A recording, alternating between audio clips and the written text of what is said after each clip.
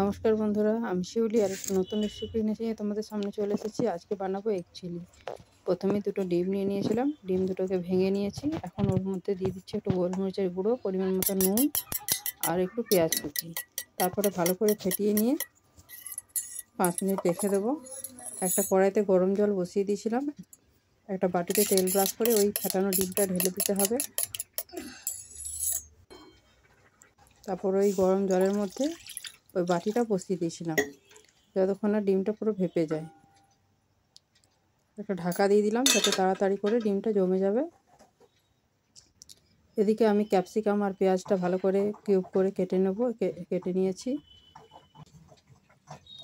দিয়ে দিচ্ছি পরিমাণ মতো ময়দা, ওটাকে একটা ব্যাটার তৈরি করে রেখে দিলাম। এদিকে একটু মশলা নিয়ে নিচ্ছি, মিট মশলা, কাশ্মীরি লঙ্কার গুঁড়ো আর আদার গুঁড়ো। ওটাকেও জলে গুলে রেখে দিয়েছিলাম।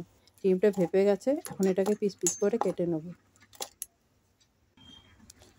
ঠান্ডা করে কেটেছিলাম, তোমরাও ঠান্ডা করে কেটো। এখন ওই ময়দার গোলাটাতে চুবিয়ে ডিমগুলো এক একটা করে পিসগুলো ভেজে নেব।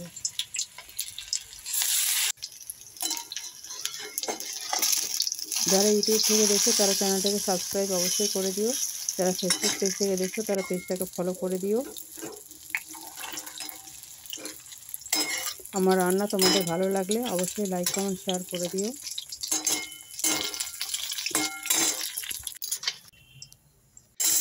বড়াগুলো ভাজা হয়ে গেছে, মানে ডিমটা ভাজা হয়ে গেছে। এখন দিয়ে দিচ্ছি কড়াইয়ের মধ্যে একটু সাদা জিরে, দিয়ে দিলাম কেটে রাখা পেঁয়াজটা একটু লাল করে ভাজা হলে দিয়ে দিলাম ক্যাপসিকাম, কেটে রাখা টমেটো আর কাঁচা লঙ্কা। এগুলো সব একটু নরম হয়ে আসলে দিয়ে দিলাম পরিমাণ মতো নুন আর ওই গুলে রাখা মশলাটা। আবার একটু কষিয়ে নেবো ভালো করে। ভালো মতন কষিয়ে গেলে সবজিগুলো একটু মজে গেলে, মানে ক্যাপসিকাম আর পেঁয়াজটা একটু ভালো মতন মজে গেলে এদিকে একটা সসটা রেডি করে নিচ্ছি। দিয়ে দিলাম সয়া সস, টমেটো সস আর চিলি সস, একটু ভিনিগারও দিয়ে দিয়েছিলাম।